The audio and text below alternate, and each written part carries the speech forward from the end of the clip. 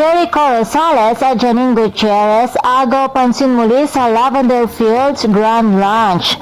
Ginanap na nga ang special screening ng isa sa pinakabigating serye ng Kapamilya Network, ang Lavender Fields, na pinagbibidahan ni Miss Judy Santamaria kasama sina Janine Gutierrez at Jericho Rosales, na kung saan ay una nating mapapanood ito sa Netflix ngayong August 30, sa August 31 naman sa I1TFC at magsisimula na sa September 2 sa ABS-CBN Primetime.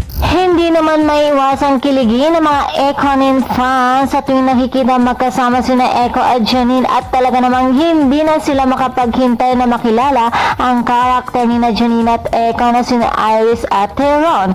Samantala, madami naman ang natutuwa sa pag-amin kamakailan ni Eko na nagde-date na sila ni Janine. Hinangaan ito dahil hindi na siya nagpaligoy-ligoy sa totoong estado ng kanilang relasyon na unti-unti nang lumalalim. Hinangaan din si Eko sa pagiging gentleman at super sweet niya kay Janine. Kaya naman, bukod sa napakaganda ng story ng kanilang upcoming teleserye na Lavender Fields at pagsasamahan ng mga bigating aktor at aktres ng bansa, ang Ekonin din ang isang inaabangan dito. Kaya naman mga chika Doras, hindi na tayo makapaghintay at super excited na rin ako sa Lavender Fields. And for more showbiz update, please don't forget to like, share, and subscribe my channel. Thank you for watching.